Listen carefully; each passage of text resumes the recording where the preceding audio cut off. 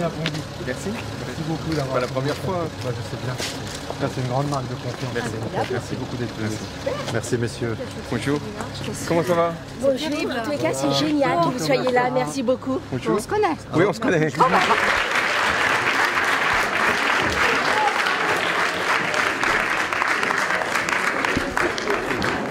Merci encore une fois d'être venus. Nous avons voulu lancer cette 10e saison du Bondy Blog ici au cinéma. Pourquoi je suis là? Je ne suis pas blogueur au Bondy Blog, ça se saurait, mais j'ai été invité par le Bondy Blog. C'était pour le numéro 0. Un numéro 0, c'est le numéro qu'on ne voit jamais. Ah, on l'a vu. Mais on l'a vu. On l'a vu. J'ai donc eu droit à ce premier exemplaire de ce qui a été le Bondy Blog Café. C'était en janvier 2011. J'étais venu donc dans ce café où se passait l'émission, où se passe encore l'émission. Et ensuite, j'ai été invité sur un plateau de télévision. C'était sur France 3, et il y avait Nordine. Il m'a dit, ah ben, vous êtes venu au Bondy Blog Café, et c'était pendant la campagne présidentielle, puis maintenant, vous êtes candidat, et vous n'êtes pas revenu au Bondy Blog.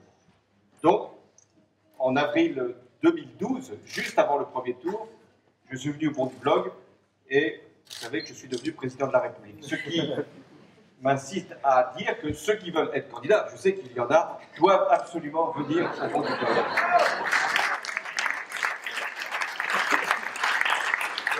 Et je pense que vous avez fait un travail, sans le savoir, qui était à la fois d'expression, ceux qui ne pouvaient accéder à aucun système d'information et qui se sentaient encore plus frustrés de regarder une télévision qui ne leur parlait pas, une radio qui ne racontait jamais ce qui se passait vraiment. Donc ça, c'était l'outil d'expression.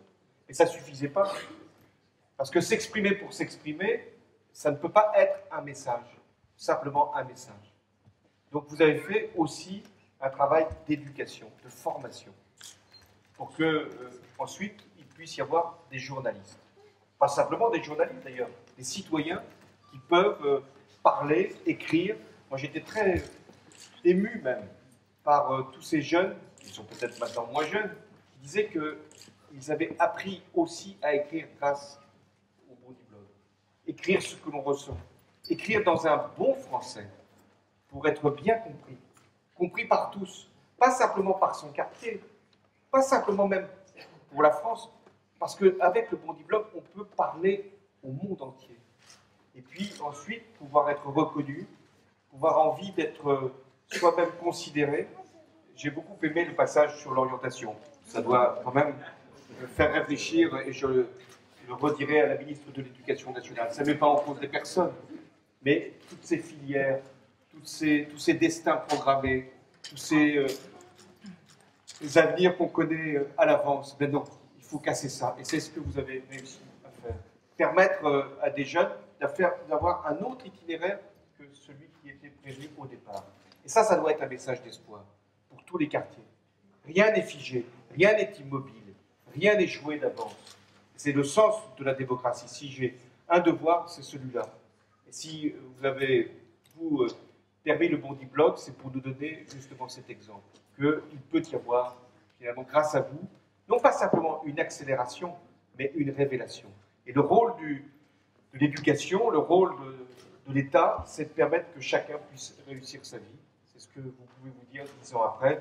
Donc je salue tout ce qui s'est fait, et je dis aux jeunes qui ne sont pas encore dans le Bondy Blog, qui sont là, qui se demandent s'ils ont leur place. Vous avez votre place, pas au Bondy Blog, vous avez votre place en France, dans la société française, dans la République française. Vous êtes des citoyens.